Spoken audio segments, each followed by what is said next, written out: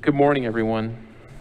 We're going to call this January meeting of the Board of Fair Commissioners to order. To begin, we'll start with legal notice. As information for our audience, if you are not satisfied with the decision made by the Metropolitan Board of Fair Commissioners today, you may appeal the decision by petitioning for a writ of cert with the Davidson County Chancery or Circuit Court. Your appeal must be filed within 60 days of the date of the entry of the board's decision.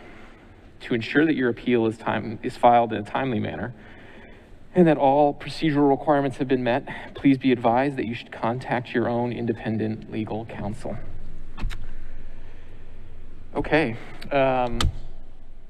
we've got a full team here. This is exciting. I would like to welcome Mr. Jasper Hendricks to the board, and also welcome Mr. Mario Avila to the board. Great to have you both here, and we're really excited to have a great team again. Starting out, let's take a look at approval of the minutes from our last meeting. You should have those meeting minutes in your packets, and they were provided to us previously. Give everybody a moment to review.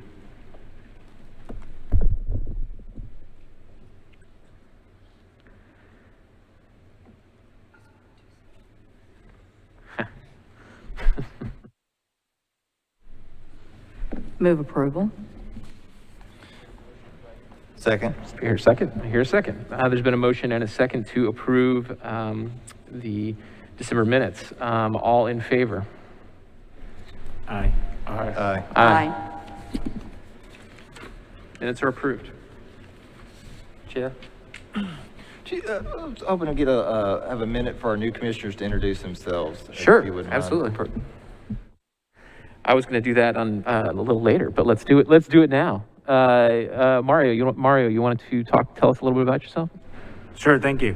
Good morning, everyone. My name is Mario Avila. I'm the newly but shortest term board commissioner, year and a half, that I'll be with you. I live just over 65 in the Woodland and Waverly neighborhood, so I've been a resident of Nashville now for about 11 years. Really excited to be on this board and help support our community. In my day job, I work at Vanderbilt University at the business school, where I teach courses around strategy and consulting. And I'm just excited to think about the corridor here in Nolensville and how this will impact the rest of our community, not just the surrounding areas, but the rest of Davidson County and the state. Great, thank you very much. Commissioner Hendricks. Good morning, Mr. Chairman. Thank you all for taking the time this morning to attend this meeting. My name is Jasper Hendricks. I am a resident of Nashville, live downtown. I've been here for about 5 years. During the daytime, I'm a consultant, do political strategy for national nonprofit organizations that are primarily African-American state legislators across the country. And also I am on the board of 2020 Mom, which is working to improve maternal health care and end the maternal issues that mothers are facing across the country.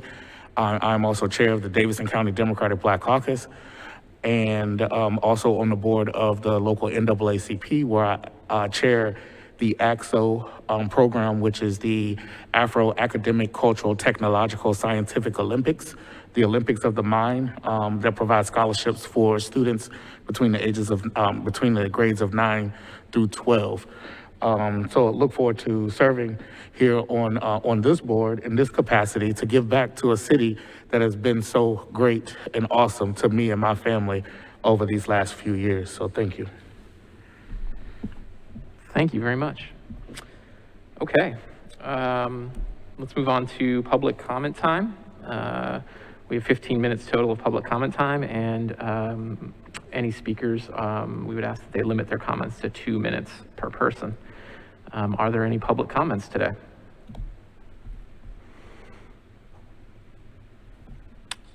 Seeing none, we will move on to our monthly reports. Financial report. Catrice? Good morning, everyone. The financial information presented today is preliminary, and our revenue and expenses for December 2021 may not have been recorded to the ledgers as of January 10th, 2022, when this report was created. The preliminary actuals through December 2021 are as follows. Revenue is approximately $1.3 million. Expenditures are around $1,085,900, resulting in a net gain of approximately $288,000. Depreciation expense is $660,800. So the total net loss is roughly $372,784. Below you will find an itemized list of our expenditures. Our top three expenses are payroll, utilities, insurance / low cap.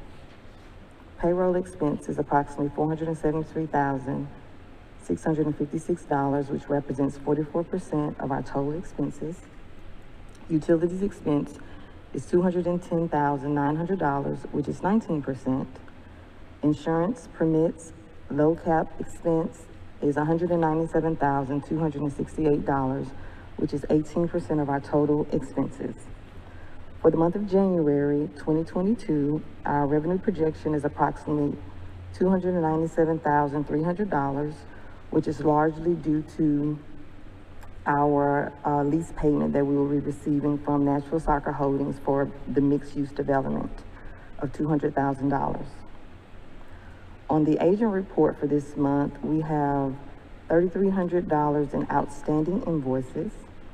The promoter has been invoiced, and we anticipate receipt of payment soon. We are currently in the month of January, so it is budget season. And we are currently preparing for the FY21 budget season. Our budget submissions are due to finance February 11th.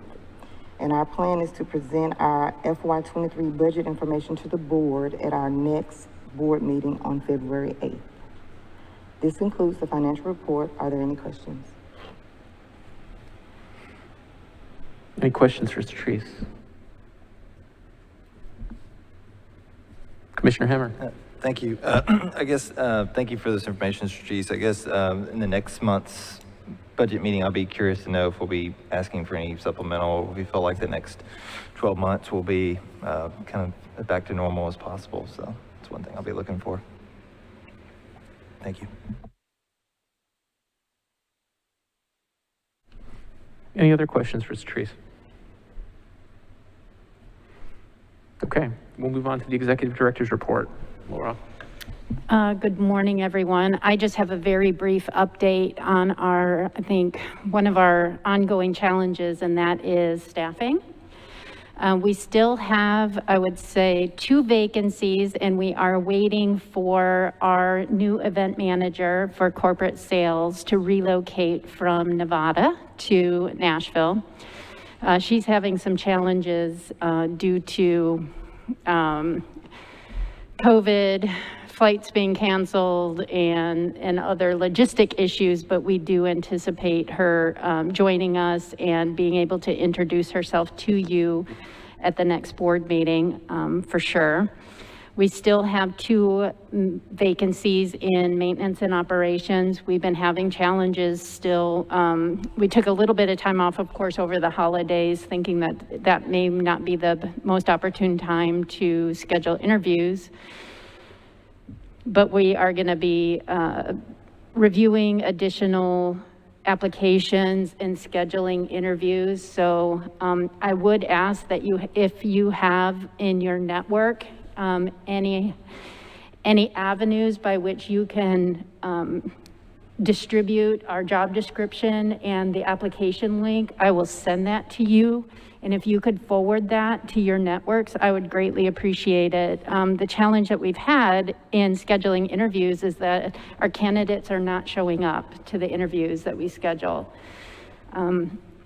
We are not the only ones facing challenges in Metro and across the county for filling jobs. So, this is a great opportunity to really join us in this kind of rebirth. And, now that we're open and we're able to fully program these buildings, you'll see when we do our event update, our calendar is pretty full, and it's going to be a really great opportunity, especially with our new team and our new events manager, to really activate this property. Stadium's opening, we're going to be activated in a new way. So it's just, there's so much opportunity, and it really is a great opportunity for someone to come and work for Metro, work at the fairgrounds. And so I will be sending you that information after the meeting. If you could forward that on, I would greatly appreciate it. Thank you, Laura.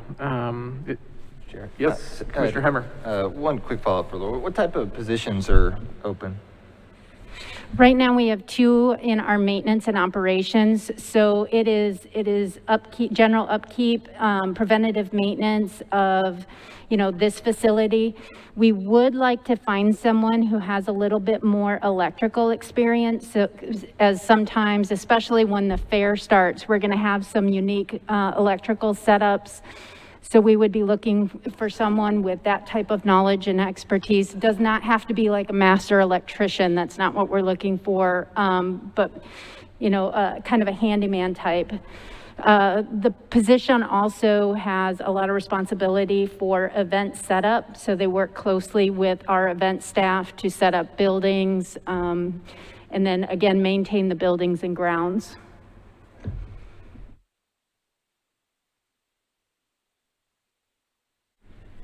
Laura, if you can send that link to us, I'm sure there's several of us that can get that out. Any other questions for Laura? Okay. Event updates. All right, in front of you, you have our next 3 months of calendars. We had a little snafu with the weather. As you can imagine, with the snow coming in on Thursday, we had an event that was supposed to move in that day, and the promoter arrived, but none of his merchants did. So fortunately, we were able to push them to this weekend. We had an opening, so we were able to keep the setup, as you can see through the roll doors. We were able to keep that setup, and that gentleman was able to move his show and push it back a week. We did have the Pink Bridal show on Sunday, and that was a little bit challenging because of the construction. So we're going to kind of take a look at how our communications go out. As you can imagine, construction changes our access and parking on a daily basis. And I think it just reflected that we need to do a more thorough job at getting out early as possible to our promoters some of the challenges that they're going to face. We have a walkthrough with Bell Construction tomorrow to navigate access, especially to Expo 3. That is the challenging side, since they are laying utilities at the moment along Wedgwood. We have a very large RV show that is coming at the end of the month. And of course, they need access through the buildings to get their big units in. They're gonna have over 100 RVs here on display. And so it's just gonna take a lot of coordination, which we're confident we can pull off. We just have to work with construction in order for them to have intermittent access.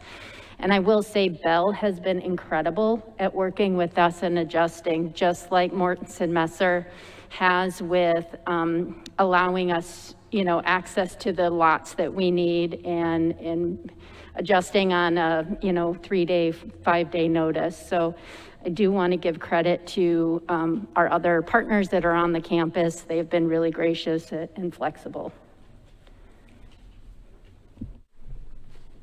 Great. Any questions on events? Okay, I think we can move on to old business and fairgrounds improvement project, stadium, mixed use, and infrastructure update. Who's going to get us started today? Okay, Mr. Henley.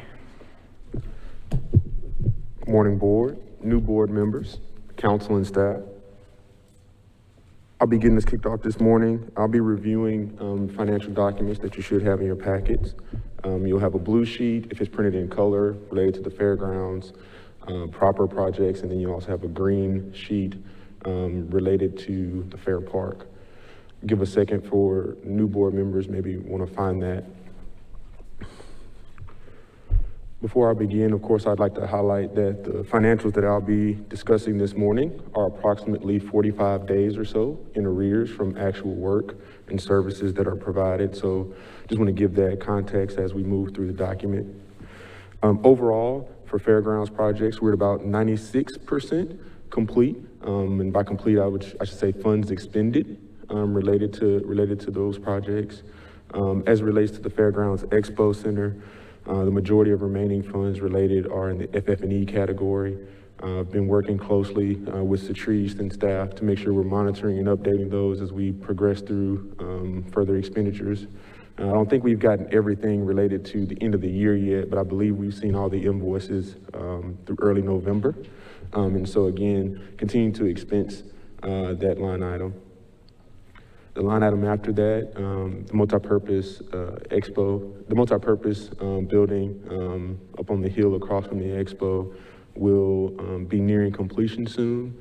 And so there shows a substantial amount left in that line item. We'll be getting some significant bills over the next 2 to 3 months as we push towards completion of that space from a financial standpoint.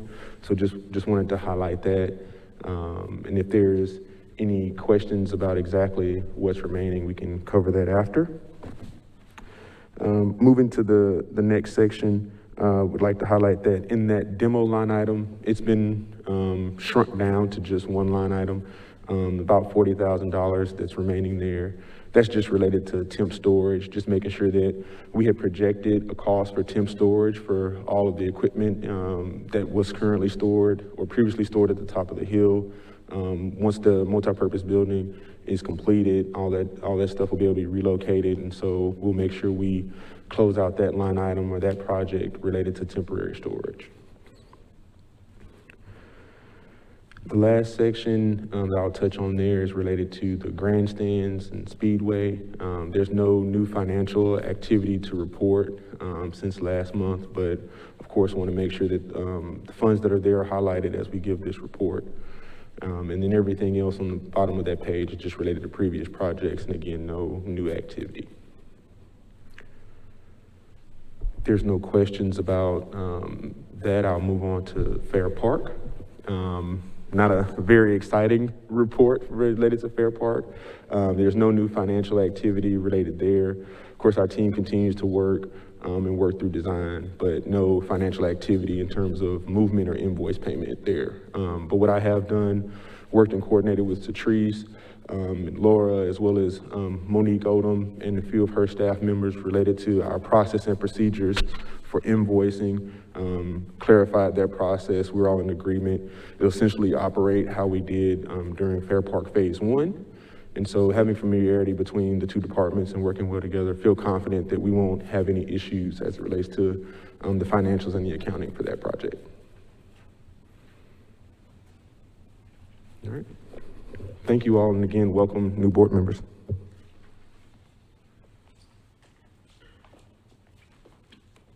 Good morning, everybody. I'm Ron Gobble. I want to welcome the new commissioners. We have several other projects going on campus. Tim DeBuse in our office is going to kind of give you an overview real quick. Great. Good morning, everyone. Take this off. We have several projects, as Laura knows, going on. The maintenance multipurpose building, which is up on the hill.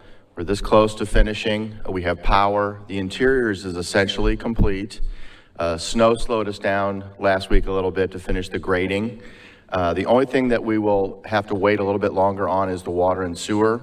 So they will get temporary occupancy, so David and his crew can start moving some of their things up there, start installing shelves, those types of things. And then once the water and sewer is available, we'll make that connection and they'll have that available. The other project that's going on that you can hear outside is the infrastructure project. It continues to move as quickly as we can to get as much done for the May 1st soccer match. And so we're working closely with all the contractors on site to expedite that as much as we can. Starting to have conversations with Mary's team about where fans are going to be parking and how they're going to walk from one point to another. So that's going very well also. And then as Ed mentioned, on Fair Park Phase 2, we expect to have our construction manager on board before the month is over. We've gone through the procurement process, we've interviewed them, gotten their best and final fee offer, and excited to get them on board at the end of the month. So I'll stop for any questions. So just very quickly, I think everything's going well. I do want to express our appreciation to all the parties on board for coordinating weekly on all the activities to keep the expo facilities moving and the other fairgrounds functions, as well as all the construction that's necessary. I guess at that point, if there's no other questions on these projects, Mary, you want to talk about the structure? The stadium? Go ahead.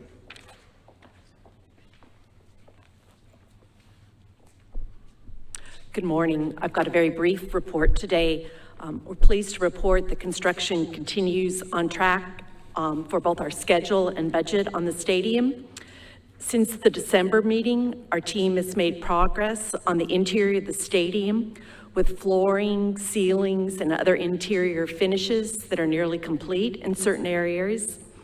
The construction team continues to install seating in the bowl, and the premium seat installation will begin this month. The underground pitch work has been complete, and they're preparing to get things ready to install the grass in February. The exterior canopy work continues depending on the weather. We did have one recordable injury. There was no lost time. That happened the last week of December. And so the injury, while it was not significant, it means that we are restarting the clock on our injury-free time. Prior to this, we had worked almost over 700,000 labor hours without any injuries. So our construction manager is still doing a great job with safety. Our DBE, MBE spend remains around 36%, which is above our contract requirement of 30%. And we continue to work on our parking plan. Initially, I had hoped to have everything ready for this meeting, but due to COVID, travel, and then the fact that our schedule was just released mid-December, we're working through kind of finalizing things. We'll get it wrapped up by the end of this month, and we'll be happy to share it with this group as soon as we have it prepared. And as just a reminder, the plan is not going to be static, and it's going to depend on other activities here at the Fairgrounds campus. And our initial focus, obviously, will be on our opening match for May 1st. And so we have a lot of activities underway related to that, as well as getting the stadium wrapped up. And I'd be pleased to answer any questions. Commissioner Hemmer. Thank you for that update, Mary. And yes, we definitely appreciate sharing the parking plan and a general presentation so we can ask some questions next month. And then lastly, if you wouldn't mind sharing an updated DBE report for our new board members and just... I'll be happy to get that out. We'll be updating it tomorrow for the Sports Authority this month. And as soon as I have that, I'll give it to Laura and she can share it with everyone. Thank you. Thank you very much. Appreciate it. One other thing to just point out is the mixed-use projects are now getting into serious construction. They've been doing a lot of preliminary work and getting prepared. So Dirk Melton's going to give you a quick update on that. Good morning, everyone. Thank you for the opportunity to provide an update on the mixed-use project. The mixed-use development at the fairgrounds includes 10 acres that we have in a long-term ground lease of the Winter government. We've divided that into 3 building blocks. We very creatively called those blocks A, B, and C. We'll be starting with block C, which is the site that resides between the stadium and the speedway. on the south side of the Benton Avenue extension, fronting a new public plaza we call Fair Plaza. That's a 2.4 acre site that will contain a mixed-use residential building containing 330 residential units. Almost half of those, about 160, will be dedicated for affordable and workforce housing, which is tremendous. Will also contain some commercial retail space fronting Fair Plaza, as well as a micro business incubator for makers and artisans. That's part of our community benefits agreement. It'll contain a wood shop, metal shop, and opportunities to sell goods out of that retail space on the ground floor. So right now we are in for building permits. We have been since late October, and we're waiting to receive those from the Metro departments. We expect that we'll get those, if not this month, then certainly in February. In the meantime, we're making preparations to do limited site work on site that our grading permit allows. That involves a lot of exciting things like utilities, coordination for haul routes where soil will be leaving the site. And we're coordinating all of those activities and logistics with Laura and her team, and they've been very helpful in assigning areas for parking for craft workers and trailers and whatnot. And so we hope to get that work started with receipt of our building permits, and we'll hope to have a more complete update for you in February. Thanks for your time. Any questions for Mr. Melton? Thank you. Okay. Next item is Bristol Motor Speedway update. I guess I can kick this off a little bit. We do have representatives here from both Bristol and the mayor's office, but just as a general update, we are progressing with the financial analysis that the mayor's office had initiated, as well as working on a draft lease. Just put some of the terms that we have discussed until this point, so that we can have a document to respond to, and we can get out to the board and have those conversations. As you can imagine, our new board members have a lot of information to absorb on where we are on this proposal. So we will be setting up individual meetings with council and to discuss where we are and kind of dive into those specifics as it relates to this proposal with them to catch them up.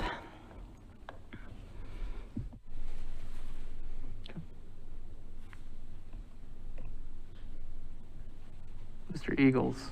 Hi, Ben Eagles from Mayor Cooper's office. Want to reiterate how great it is to see a full board here. It's a big day for the Fair Board. Jay Linhart, who's the consultant doing the financial analysis with CSL International, is in the final weeks of that report, and we anticipate that report will be done this month.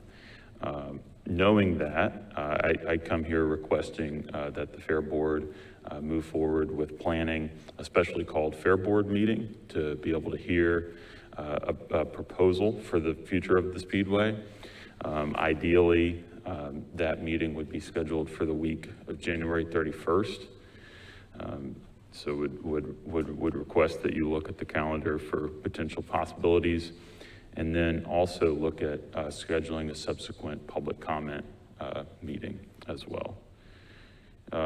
I know that on your agenda is the community benefits package that was recently announced. Would just like to point out, of course, that Metro is not a party to that agreement, but Mayor Cooper is enthusiastic and very excited about the work that Bristol has done with community partners here.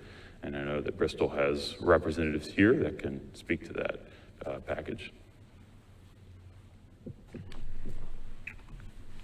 I have some questions for Mr. Eagles, and maybe some other commissioners do as well. Hearing that the mayor's office is asking us to have a special meeting at the end of this month, I think one of the big financial questions, besides analyzing the several revenue streams that are supposed to pay for this brand new facility, is the question of guarantees of the cost. Obviously the mayor was very clear about that with the soccer project. And at the moment, we don't have that guarantee as far as I understand. Bristol would be paying anywhere from 700,000 to 800,000 to $1 million or so a year in rent, topping out at about $30 million, all, towards the debt. And we're looking at a cost of $100 million for the total project. So there's a clear gap there. Where are we on Bristol guaranteeing the full cost of this project? I think that question would be best asked at a specially called meeting to hear the proposal, ideally on the week of January 31st. Are you pushing for that? Are you trying to, is the mayor's office requiring that, just like you required for the soccer project? As much as I would love to get into the details of the proposal, I think it's best to wait for the financial consultant to finish the report and then present the deal in its entirety, present the proposal to the board for a full discussion. Okay, well, I'm going to be looking for that guarantee. Yes, sir. And then the other piece, of course, is a termination right. The way the terms have been discussed so far, if Bristol were to decide in 10 years to terminate this deal, they would still owe the rent payments they're paying for, but nothing else. So in 10 years, if Bristol were to decide that they would rather just make more money staging the race at the track they now own 30 miles down the road, that could leave Metro holding a $40–50 million shortfall on this project and no race to pay for it, because this big race, the big one or two races are supposed to pay for this whole thing. So again, going to be looking for a real termination penalty there, that if Bristol were to walk away before 30 years, they owe the full balance of the project. And I think that both those two provisions are going to be essential here for this project to succeed. So I really hope that that's what we'll be seeing whenever we hear the proposal. Thank you for those points. Of course, remember you raising those when the mayor and I met with you a few months ago. I'm very optimistic that you will appreciate the careful thought with regards to the termination provision, and also be pleasantly surprised about potential uses of the Speedway in sort of a worst case scenario. The Fair Board would be left with an amazing state-of-the-art facility that could be used for multiple uses.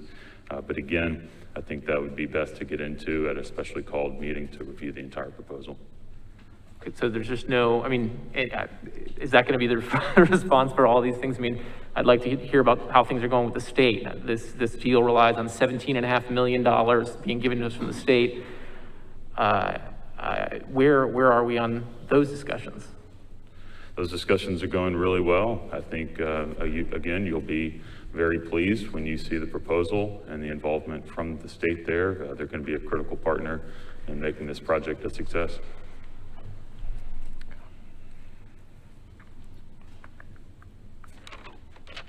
Is there any other questions from the other commissioners? Commissioner Hammer.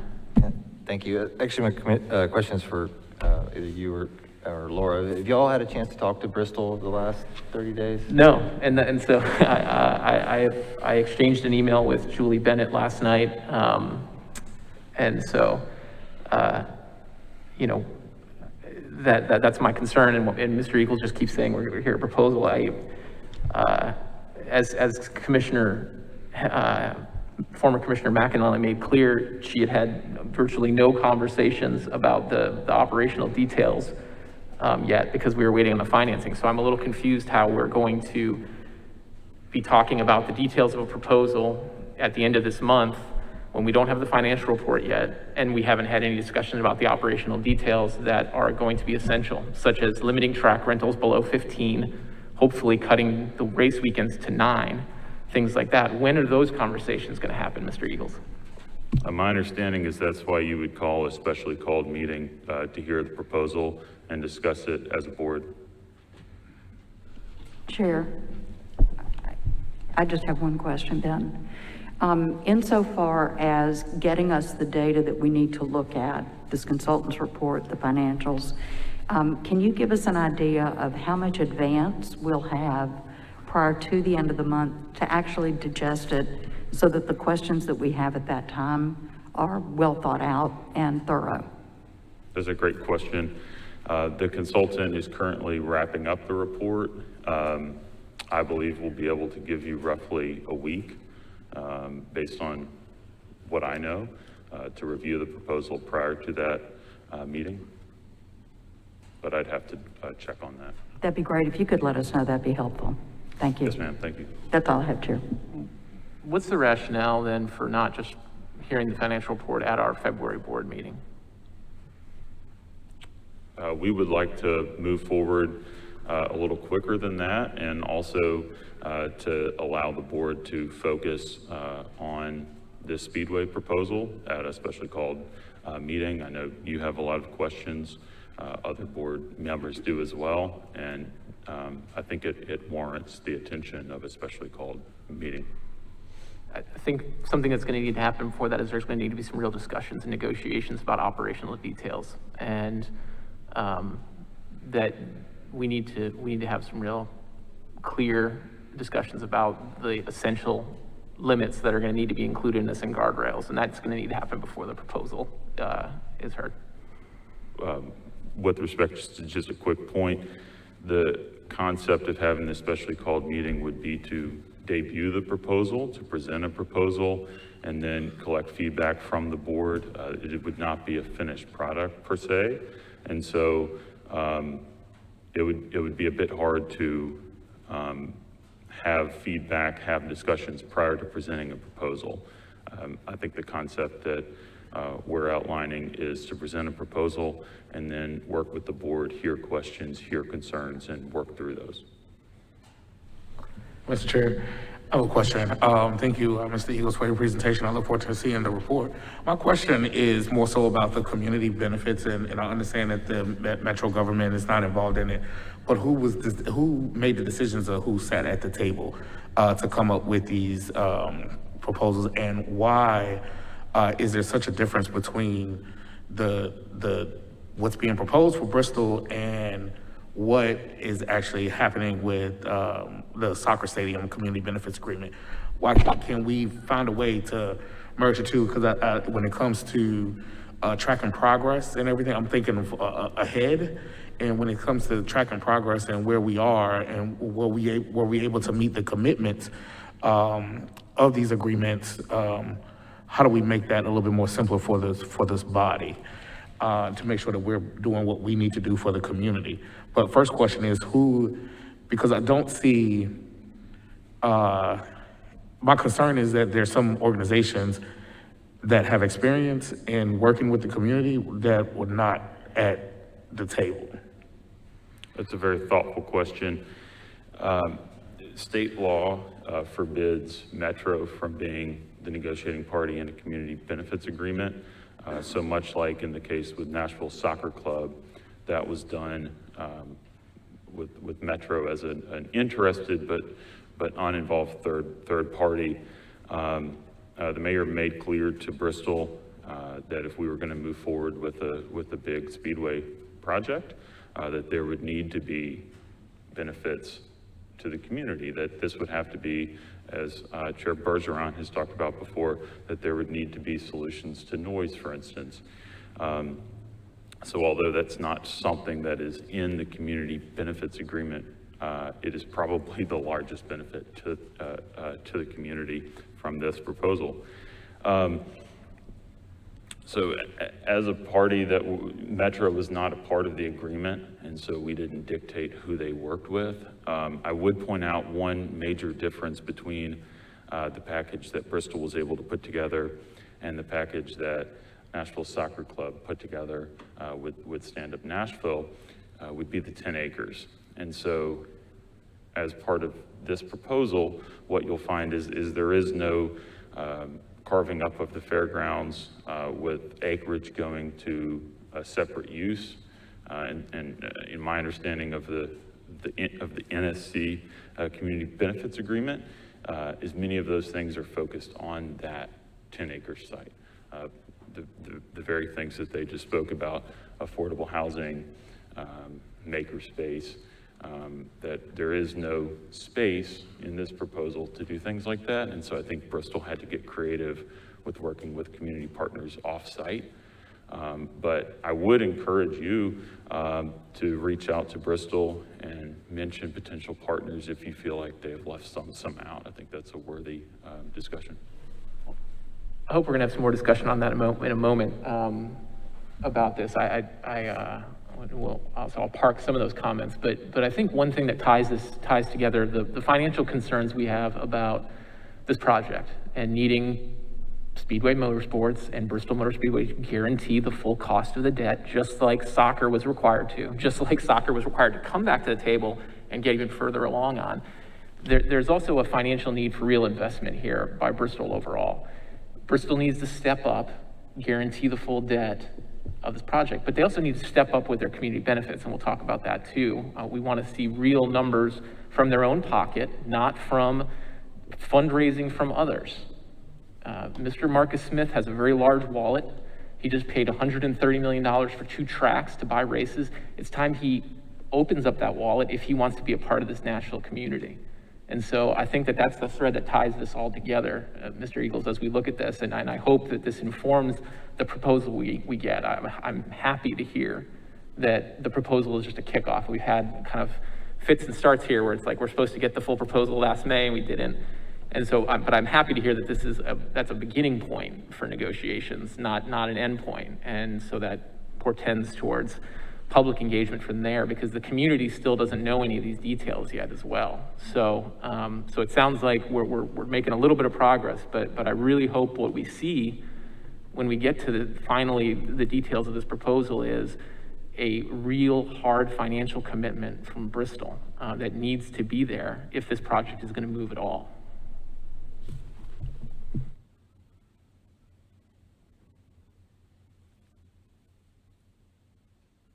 Commissioner Hemmer. Just following up on some of Chair Bergeron's comments around the scheduling and some of the delays that we've had to this point. Just trying to get a little bit firmer grasp of what we should expect the next few months potentially. So looking at a specially called meeting week of the 31st, a scheduled public comment meeting. How soon thereafter are y'all recommending that be? Well, I would suggest 2 weeks. Week of the 14th of February, ideally. I think that would give proper time for the community to digest the proposal and come up with their thoughts and then share them with the board. Okay, and then afterwards would be general discussion and then, hopefully a consensus one way or another for maybe late February or March. I think part of that would be best for the board to decide once you see the proposal and hear the public comment, but generally speaking, I think that's an appropriate timeline. Well, is this public comment meeting going to be a joint meeting with Sports Authority? Is the council going to be included? Well, that's not really questions from Mr. Eagles. I think we're going to have to talk about that. Right. Are there any other questions from Mr. Eagles?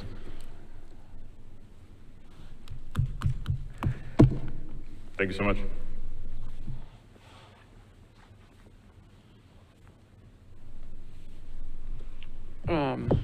Well, before we move on to the standing community impact item, perhaps we should have a bit of discussion about the scheduling and our initial thoughts. This is the first I'm hearing of this, so I'm just processing and thinking it all through. I'm sure it's probably the same for the rest of the commissioners. Commissioner Weiner. Thank you, Chair. I think that it may be premature to have that conversation until we're provided the materials to see the scope of what it is that we need to look at. I think it's potentially premature also for us to commit to any scheduling until we see that information, short of having a group conversation amidst the presentation at the end of the month. I think, we certainly need to, have the opportunity to see what's in front of us before we make a schedule. Yeah, I think that's a really good point. Laura, do you have something? I think what I can do to help at least facilitate things until we get that documentation, we can have those discussions about formal scheduling. I can work in it, kind of behind the scenes with Chairman Bradford of the Public Facilities Committee and just talk to him as well as Ms. Faulknerson at the Sports Authority and see what her desires would be, since they are going to play a role in this, and kind of gauge their interest in doing joint meetings in the meantime until we get all that information to review and respond to. Yeah. I definitely don't want to be in a position where we get a report just 2 or 3 days before a discussion of it. I think I agree with Commissioner Wiener's points about needing a clear picture on information. Perhaps for now, we'll move on to the community impact item. This is my standing item about community impact issues and discussions that we've had on every month. I didn't expect to receive any information here from Bristol on their charitable project per se. I've been waiting for information. I received an email yesterday from Ms. Bennett indicating she was still working on that for me. So is there a presentation from Bristol here on their charitable partners or no?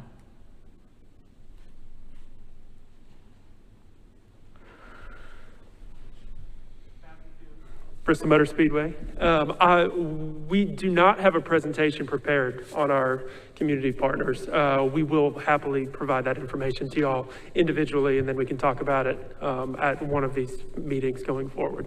We're happy to do that. Okay. Mr. Eagles had mentioned it. That's why I was at. I didn't expect there to be a presentation. I mean, I have questions, as you know, and I'm happy to go over those with you. I think the things I'm looking for, Mr. Kuhn, are the written agreements. Yeah, and if you meet with Julie, I know she reached out to do that. We're reaching out to the other Fair Board members. We'll provide that individually and then talk about it collectively at future meetings. Thank you. I mean, I think, the other big thing, Matthew, I mean, can you tell me what are the amounts? What are the commitments that you've made to those nonprofits? We made the commitments that are listed in the press release, but we're happy to talk about those individually and talk about it at a future Fair Board meeting. We're not prepared to do that today. Okay. I'll just have a little discussion. Chair, I have a question of Alex. Yes. Alex, what is the limitation on what we can entertain in the midst of our meeting, given the restraint of state law insofar as Metro's engagement with a CBA?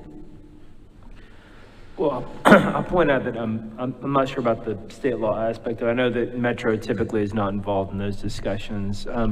What you can require is certainly you as the Fair Board are allowed to get information, whether or not you can, you don't want to get to a point where you're trying to dictate terms, but certainly you can request that information be provided to the board. Okay, thank you.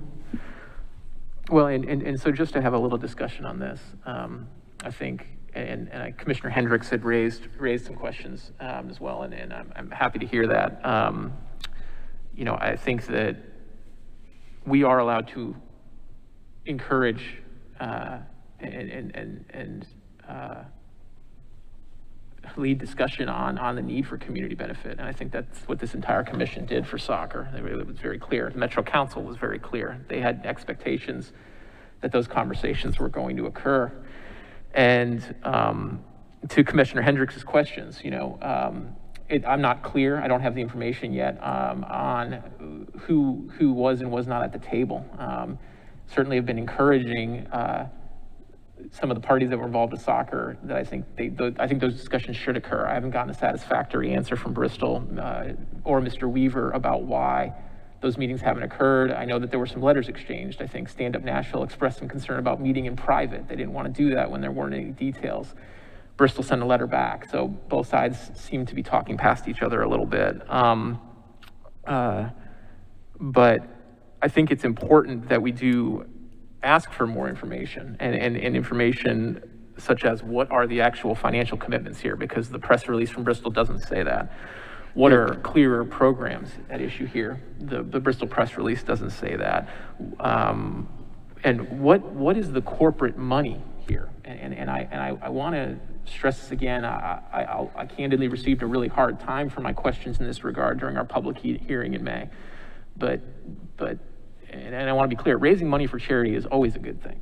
And that's great. Speedway Children's Charities raises a lot of money. That's great. They raise money from race attendees. My questions have been, how much money is Bristol Motor Speedway and Marcus Smith putting in of their own money to be a part of this community? That's something that's a real problem in the city right now. We have a lot of people showing up in Nashville and a lot of companies showing up in Nashville, and they're not investing in this community. They're not investing to be a part of this community for that privilege. And that's something we used to be able to count on with individuals and companies in this town. And it's a lot of folks now are showing up at this moment and wanting to profit off this city, but they don't want to give back. And so that's the reason I keep asking that question is Speedway Children's Charities, is Bristol just going to raise money from others and then take credit for it and saying they're giving community benefit? Or are they going to give their own funds and their own dollars for the privilege of operating this speedway, for which they're going to make a great deal of money doing? And so that's why I keep asking again and again. And so I think we need a lot more detail there, and I think we're entitled to that information, and I think certainly we can encourage that just as we do with soccer. I think we've seen Nashville soccer step up to the plate. We have an enormous package of community benefits in an actual community benefits agreement. And so I think we can all talk about our hopes there while not dictating it, because we can't. But I think, and that's one of the topics why I keep bringing this agenda item up again and again. I think it's a good discussion to have.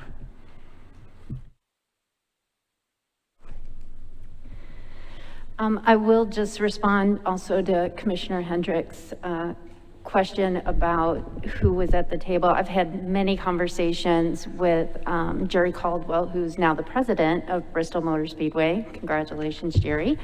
But he also said that the list and the partnerships that they have created so far are not finite. That is not a final list. That is a start. And so I know he would be looking forward to more discussions with you on potential additional partners.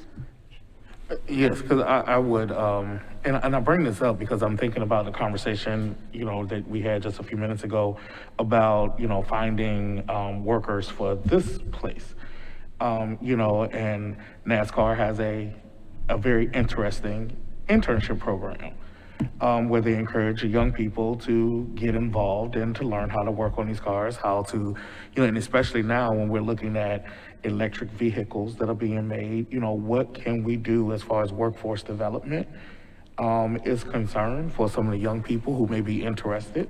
They have, last year they gave $4 million to historically Black colleges and universities.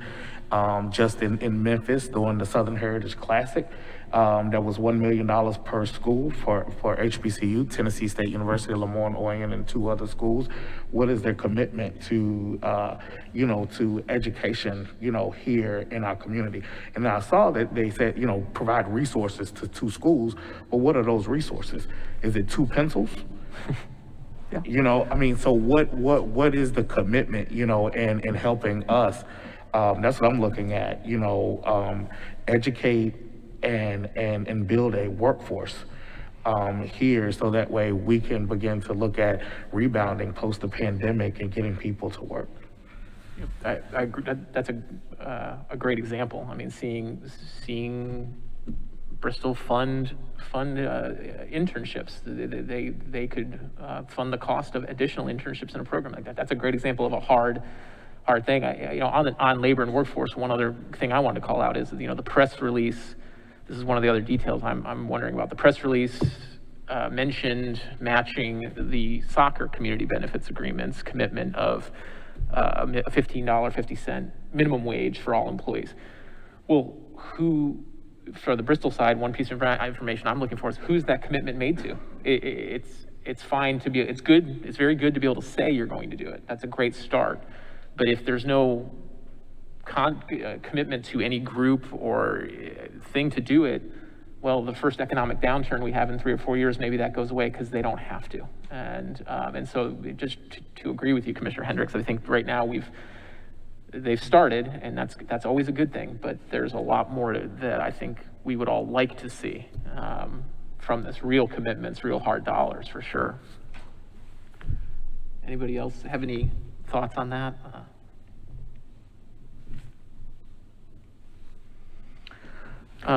I have one. Yes. Laura, I would recommend that we arrange for a meeting individually, obviously, with our 2 new commissioners and Mr. Caldwell. I think it'd be important for them to be able to have that one-on-one and get more information. And I think it would be especially helpful for this idea to be floated right in front of him by Mr. Hendricks, I think. Absolutely. I'm happy to arrange those.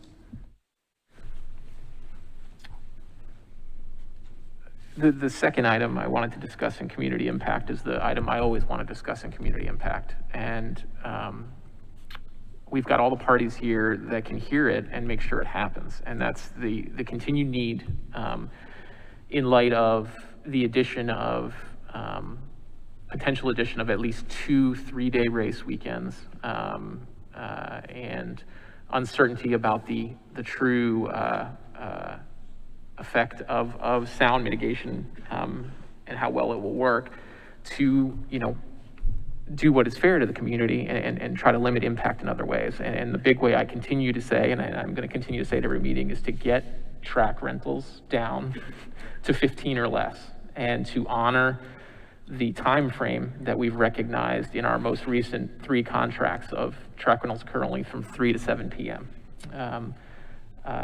As we head towards this new phase of hearing a proposal, there's a lot of noise in the air being made by some of Bristol's PR team that track rentals are being decreased from 60 to 25. That's not correct. They're already 25 now, and that's too many, and it would be too many under the new contract. But the thing I want to point out, because of multiple drafts that have been exchanged this year, contained a lot of carve-outs. Carve-outs moving backwards to the Formosa era contracts that relate to school calendars, relate to Saturdays being wide open for 12 hours of track rental, things like that. It's important to be clear again that it took the community decades to fight to get these track rentals, which have made no revenue for Metro, in order. And it's only fair to the community that what's been continuing year over year is seen through, and that gets down to 15 or less from 3 to 7 p.m. only. It's just an absolutely vital provision to offset the added impact of more racing days that are going to come with this agreement. So, as always, happy to discuss that issue and hopefully lock arms about how essential that is to the community.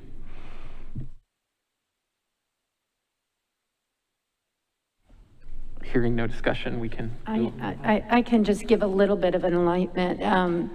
You are correct that some of the early drafts had some references toward early terms in earlier contracts, and that has since been discussed and agreed that the current contract as it relates to track enterprises with those terms, with curfews, considering schools, consecutive Saturday practices, Bristol has agreed to maintaining those in the current contract. I think they just had some earlier information. So I do believe that we are good there as far as being consistent with today's contract. That's great news. That's great news. And now we just got to get to 15, and we'll really be moving ahead in that regard. Okay, moving on to new business. First item is election of officers.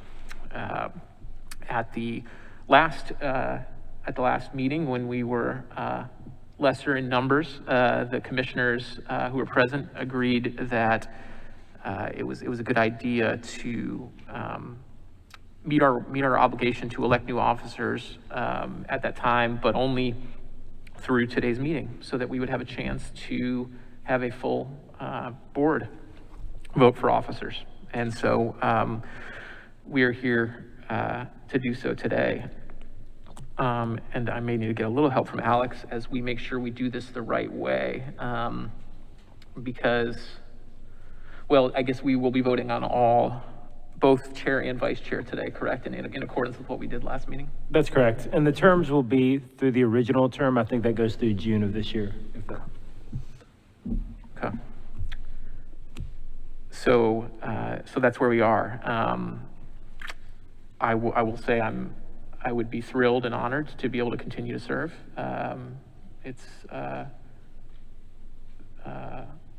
something I'm excited to do and continue to work on. And so that's the plug I'll pitch for myself. Is it'd be a real thrill to be able to continue on as chair if the board will have me. I would love to do it, and it's a real honor to be able to do it.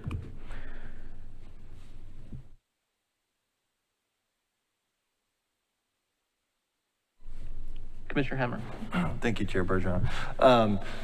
So my thoughts on this are a little conflicted. I want to understand, I guess, from you. I'm glad we got a little bit of clarity from the mayor's office on the scheduling next few months. But with your timing of your appointment, I guess, was it April or May? When is your potential? I believe my current term expires late April, sorry. Do you know if you have desire to be reappointed? Have any clarity on that situation? I have clarity on my desire. I would love to continue to serve, okay. And would be thrilled to do so. I've told Mr. Eagles that and Mr. Phillips that before. Haven't had any discussions directly with them. Mr. Eagles is here, but that's not really my decision ultimately. I would love to continue to serve. I love doing it. And either way, I would love to serve as chair for the time being. Certainly there needs to be a new election in June anyway. Yeah, that's true. I guess, no, that's good and that's helpful. I am, like I said, glad we have some clarity, and hopefully we'll have this discussion done the next few months, 3 months, hopefully, per outlined in the tentative proposal today. But, I guess that's also my worry is, we were told, gosh, we've been talking about this for a year and a half now, and it's just dragging on and on. And I do have a little bit of concerns that, this is going to, be delayed further than it will be. And then we'll have, all the institutional knowledge and discussion that you had gained, not only through this one, but from the last discussions where you led the contracts, go out. And so in a perfect world, we'd have 2 board members to do this, to do these discussions, to have that continuity, but we're not allowed to do that. So anyway, that's just my thoughts that I'm struggling with, and I don't know, I don't have a clear answer to it, and I just want to pose that to you, see how you feel and the other board members feel about it from a, what kind of plan do you think we can do from a continuity planning? Sure. Well, I'm too hopeful that we'll finally be able to make some progress and really vet out a proposal and see if it's going to work. And, like I committed to this board and to the broader community at the December meeting, it would be my intention that the discussions we're about to have over the next couple of months are going to be extraordinarily transparent.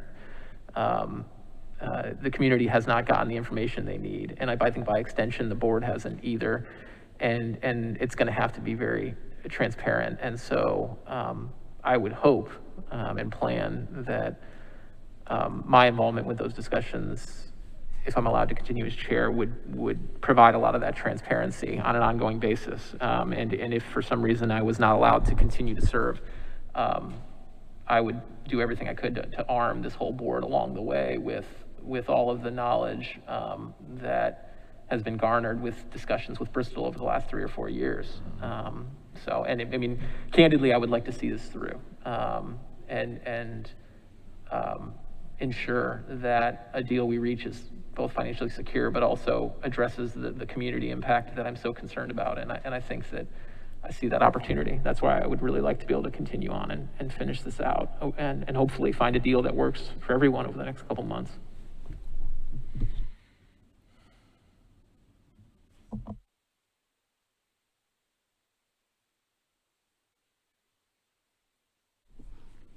Chair, Commissioner Weiner. I would be happy to serve in order to move forward with continuity, with somebody.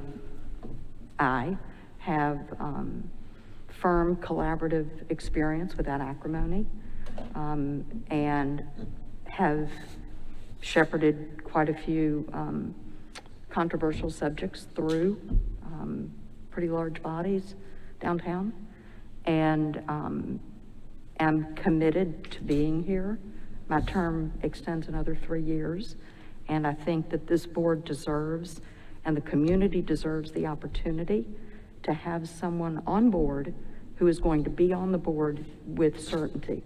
And I think that the less upheaval that we have, I think the better off everybody's going to be.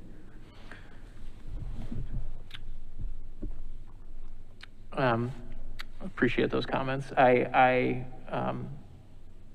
look at it as continuity right now would allow me to continue on, and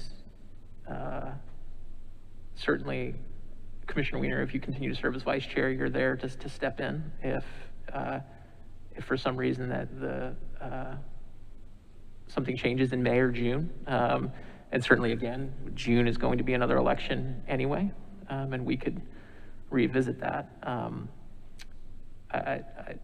I would have to ask the board to, in this immediate period, I think that I feel very strongly about being allowed to have the opportunity to continue to serve out as chair and to continue to pursue, a really good deal that is good for the city and good for the community. And I feel very strongly that I about what needs to happen to do that, and I would really love that opportunity. So I don't want to be acrimonious, Commissioner Weiner, but I think that we could work together and continue on both as with me as chair and you as vice chair, and make arrangements to have a seamless way to do that. And I don't think that there will be any danger to the community there. I guess my angst comes insofar as the negotiating and working through all the particulars, whether you're chair or not chair, you still have that ability, as do all the commissioners, to interject their concerns. I think you may actually have more of an opportunity, either as vice chair, to speak out and to be more engaged as a commissioner than as the chair just running the meeting. And I think that insofar as a negotiator and somebody that goes in to have the conversations with the parties, it takes calm heads. It takes an approach that is guided by calm, firm discussion. And I think it's important that that's a big differentiation between our styles. I don't disagree a different style, but I don't necessarily disagree. I didn't necessarily agree that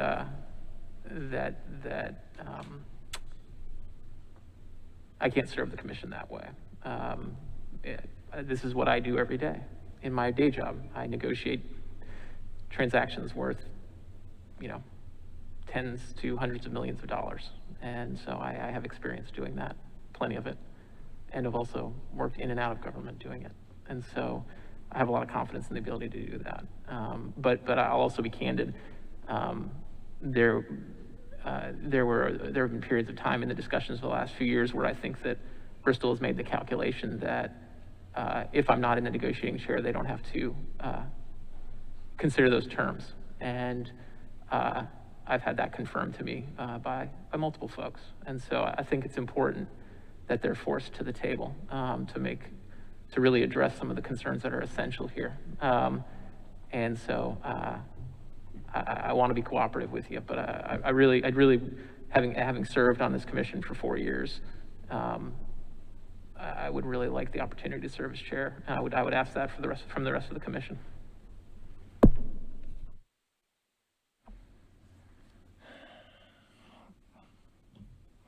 Commissioner Hemmer.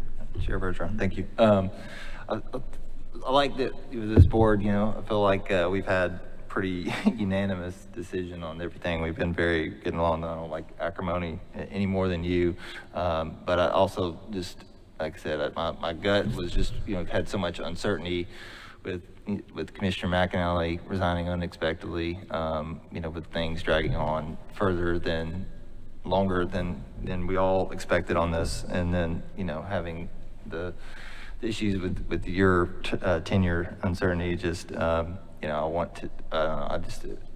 gut's telling me we need to get certainty where we can on some of these discussions. And I don't think whether you're chair or having a leading role in this is kind of irrespective, because you are going to be having a leading role regardless whether you're chair or not for the rest of your tenure, and having these these discussions that we do need your input and your knowledge set in. And I know we're putting our new commissioners and not having this institutional knowledge of being here, and a little bit of an awkward position in this, but that's kind of my 2 cents, I guess, on the subject so far.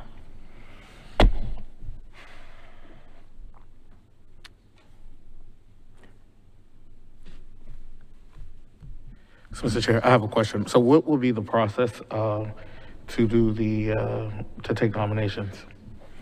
Well, I think we are looking for, we would look for a motion to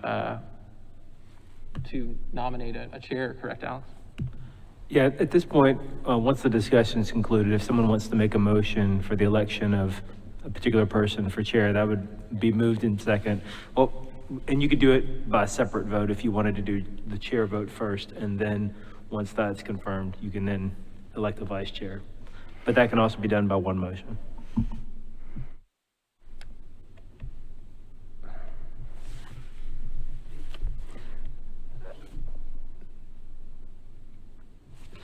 I just want to thank you for the discussion. I think as a new commissioner, I appreciate that. I do feel that coming into it today, there's going to be a lot of catching up to do, and so I do have some reservations with your term ending in June, and thinking about if it's gone this long. I think personally, I would need some time to review all the documents and make some of those decisions. At the same time, I appreciate the passion and the interest in making sure that both the community is well listened to in terms of the community benefit, and also making this a sound financial decision for the fairgrounds and the city. So just wanted to go on record to say that I do appreciate the discussion that we've had. And I see this as an opportunity for us to really dive in with a full board into what this proposal is going to look like.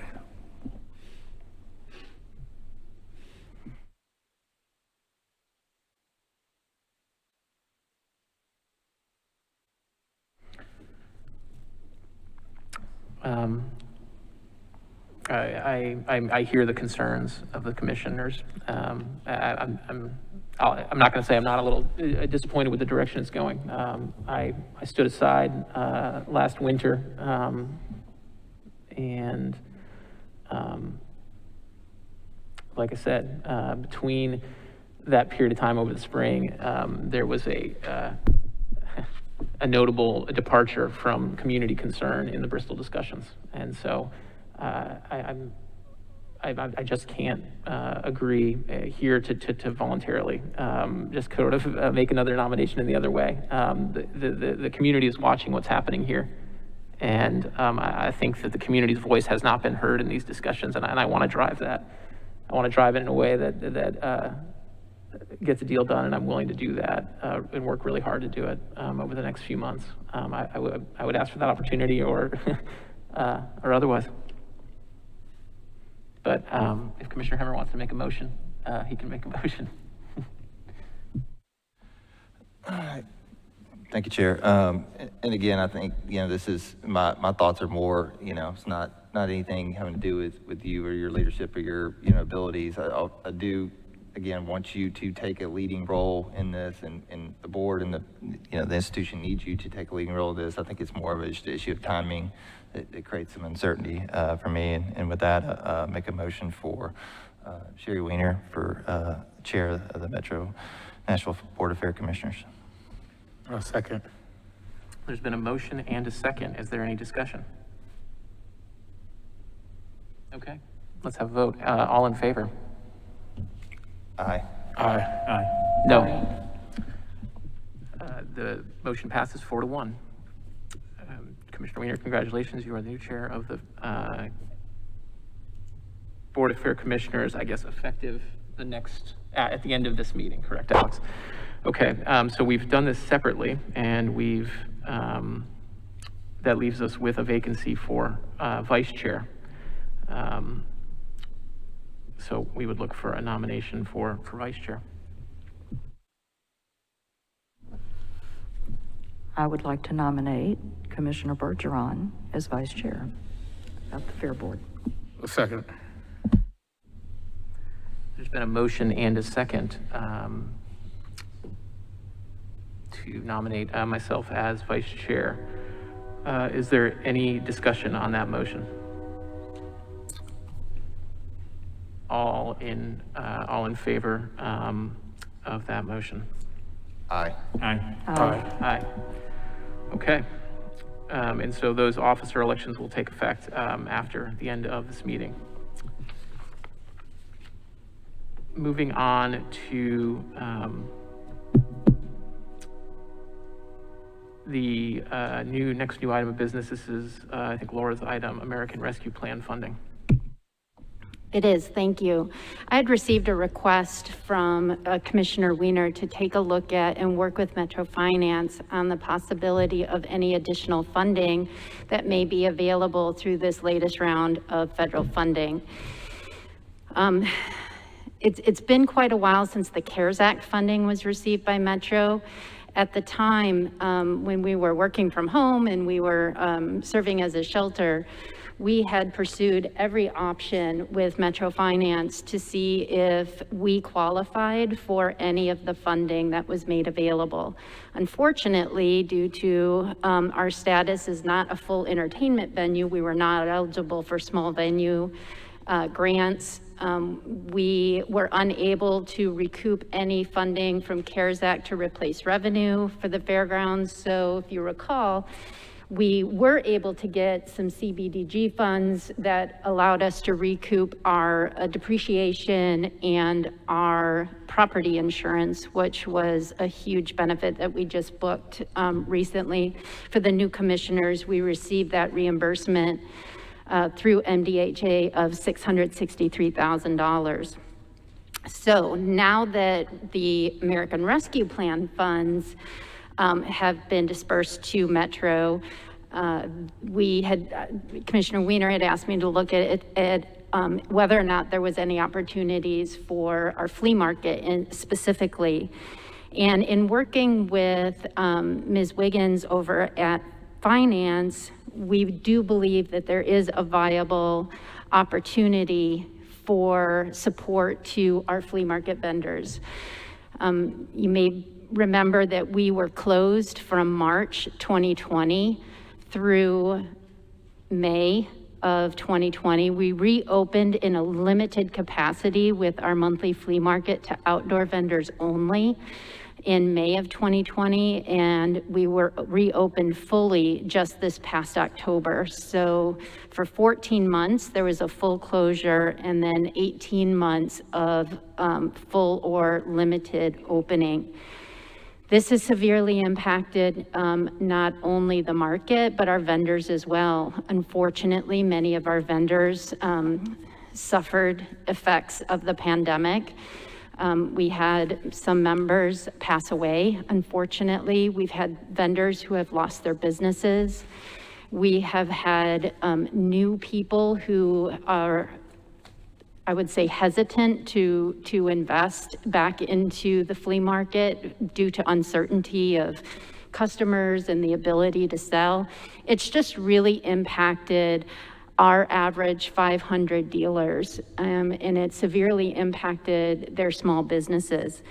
This proposal that we're going to bring forward on Wednesday to the committee that reviews ARP funding requests and makes recommendations to council, we'll be proposing a $1 million rent relief program for our flea market dealers. It would give dealers, based on their classification of permanent, non-permanent, or new, up to 8 months of rent relief, up to 3 booths. So it's a really great program to help our vendors kind of recoup some of their losses that they suffered while we were closed due to the pandemic, as well as reinitiate, reinvest, and hopefully attract some new dealers as well. And encourage them to maybe initiate new business opportunities at our flea market. For our new commissioners, the flea market was founded in 1969. We've been a long time iconic staple event, very beloved in the city. We have people traveling from all over the region to come shop at our flea market. But we also have vendors from across the country that come and participate in it. And we have seen a decline of almost 65% of the number of vendors who participate now compared to pre-pandemic levels. It's extremely significant. And this will help, I believe, kind of give a catalyst or a jump start to get people back in here and give them just a financial hand up in their small business and give them an opportunity to re-engage with the Nashville flea market. In addition to this funding, we have launched Recruit-A-Rama, or Refer-A-Rama, I guess I should say. This is a program that we started with our current vendors to help encourage them to bring new vendors to the flea market. So what it does is it gives them a discount for when they recruit a new member, a new dealer, and the dealer also gets a discount when they come. And then at the end of June, which is the end date of this new program, the vendor with the largest number of referrals can win free booth rental as a incentive to, kind of share this wonderful market with some new people. They are some of our best advocates, and, with the amount of other markets that they visit, their word of mouth and their encouragement to dealers in other regional markets is probably the single most valuable recruiting tool that we have. And so we believe that this rent relief will really bring that springboard to helping those small businesses rebound. I have prepared a draft narrative that will go, I believe I sent it to you last night. I didn't include it in the packets yet, as far as officially putting it online, because it's still in draft form, and this is something that will be presented tomorrow. But I'm also happy to, based on, discussion today, include an endorsement from this board to go forward with that proposal to the committee tomorrow, if it's a will of this body. Chair.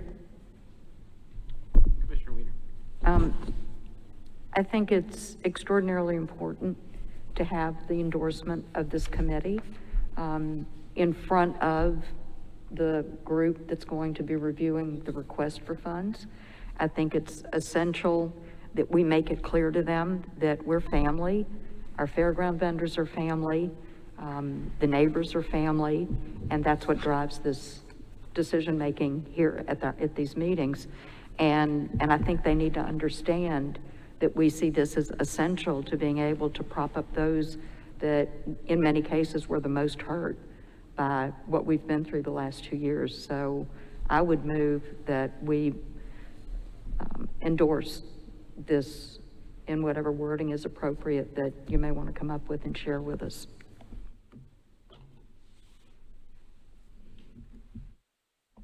Commissioner Hemmer. Thank you, Chair. Laura, I had a question about, well, first of all, thank you for the thoroughness of the plan, and I enjoyed reading it, and I wholeheartedly agree that we're in the right direction. But I did have a question about whether there is some other uses. We both have a demand and a supply problem, you know, from my understanding. And I guess I was curious if we could also create some flexibility to use the funds for potentially advertising for the flea market. I've seen some, you know, some other cities and localities do some kind of tourist advertising with some of their ARP funds. So I'm just curious if we've thought about, you know, creating some additional uses or flexibility in those funds requested for the totality of our planning. I hadn't with this proposal. My goal was to try to serve as many dealers as possible with the funding that was available. We do have advertising dollars still available in our operation account, and the plan was to do a push this spring, emerging from winter. This time of year is not our largest, but as we come into March, April, and May, those have a tendency to be really large markets, and we had a plan to do a big advertising push.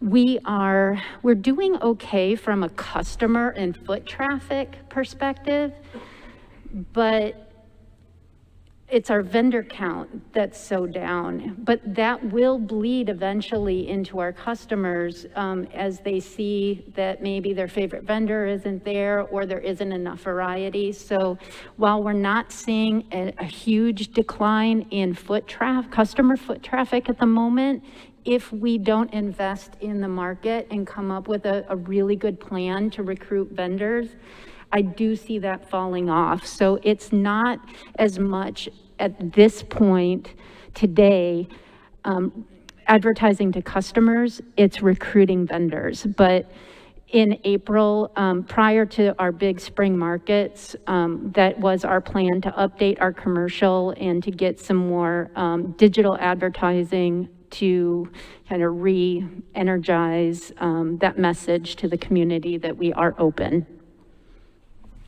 That's helpful, thank you. I just want to make one more quick point. I think about the vendors who have almost lost everything. And if you watch the way the funds are being distributed, they're being distributed to the people that really need it, to the people that haven't had an opportunity to get that hand up before now. And I think that we would be doing, in Yiddish, we call it a mitzvah, it's a good deed. I think that we would be doing a lot, not only for our vendors, but we would be doing a lot for this property in order to get it back to where it has been for so many years. Yeah, and that's not lost. I mean, an investment like this rent relief program, there's still some details to be worked out on how that's going to be administered, but I would, it is going to be an assistance to the fairgrounds as well, because that was also revenue that we lost during our closure, and Metro stepped up and you know, subsidized us when we were unable to earn our normal revenue. And while we are rebounding in the event division, the flea market just didn't rebound like our events did. And so that's where the focus needs to be at this point, because that is just been a notable decline. And anything that we can do to give our dealers a hand up in this rebounding period, I think would be greatly received. One comment I have. So for the last 10, 11 years, I've been a monthly visitor to the flea market. In this proposal, I would like us to think about carving out a space, and I don't know how detailed it has to be and who this relief is going to, but as we think about the makerspace with the soccer stadium and the community benefits agreement, there is an opportunity there to carve out some of these, some of this funding for the future makers from that space to be able to sell their wares also at the flea market. There's one component to have it at the makerspace and have some retail locations, but the monthly attendance at the flea market really is helpful. The other thing I would like for us to think about is, as I've had multiple conversations with vendors, specifically over the last few months as they came back, many of them aren't going to come back. So I appreciate our willingness to recruit them. But as we think about our community and our vendors in the surrounding area, most of these vendors don't live in Metro. And so is there an opportunity for us to extend this olive branch to organizations that are in Nashville, that either have pop-up shops or others that can actually sell their wares, and they'll know for the next 8 months they could sell their wares at the flea market. So I want us to just think about that, and I don't know if we have to be that detailed in the proposal, but I like us to have that recommendation because I think that's an opportunity for us to get new vendors to come to the flea market every month. No, thank you for that. We did carve out a space for new vendors, and that is something that we've identified as an absolute need. Because you visit the flea market, we have been concerned about aging out and kind of some lower turnover picking up. Some of our vendors retired. They took the opportunity to leave. Some of them had no choice. Their whole income is what they do at these markets. And as they follow the circuit, when such a large market like ours closed, they had to find a replacement. And many other markets are usually, many of them are outdoor only, and so they had the ability to open sooner than we did. And so they've supplemented, and with other markets, and they're doing well. And so to your point, where people are traveling to come here from other states, there's an expense to that. And so when they found maybe a market that was either closer to their home where they maybe were not required to spend the night and travel, they took that opportunity. And those are some of the people that we are not getting back.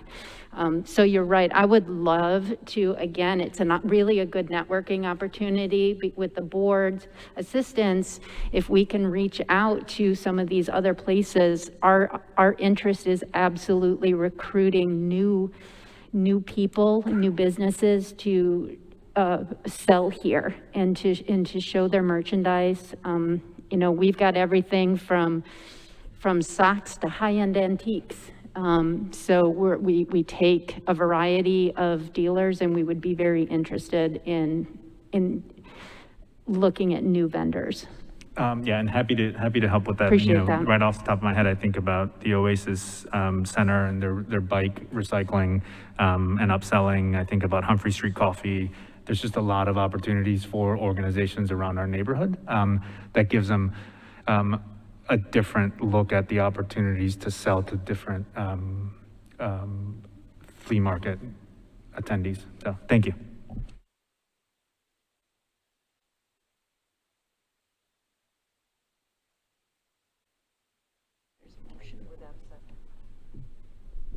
Was there a motion on the floor? Yeah, I thought it was. Yeah, I was gonna. Okay. Yeah, there's a Didn't get- motion on the it didn't- floor without a It second. didn't get a second. And I'll second the motion. We have a motion and a second.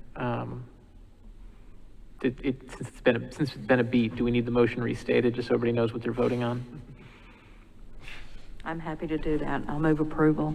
I would like to see the commissioners, the Board of Fair Commissioners, endorse the use of the American Relief Program funds, and Rescue plan. utilize those funds to support our vendors moving forward. Okay. Is there any discussion of that motion? Just restate, it's American rescue plan funds Yes. for the motion. Rescue plan, not relief plan. Sorry. So, Okay. Any discussion of that motion? Okay, all in favor? Aye. Aye. Aye. Aye. Okay.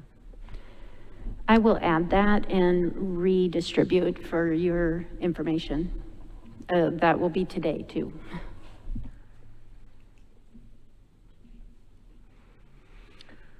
Okay.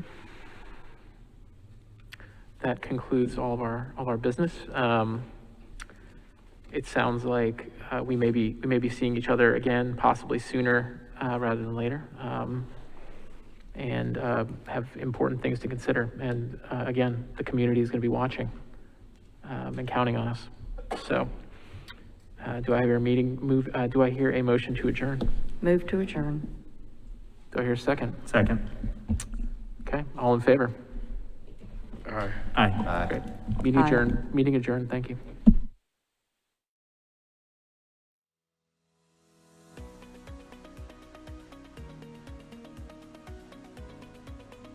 This has been a service of the Metro Nashville Network. If you would like to see this presentation again, or for more information on this and other programs, visit nashville.gov.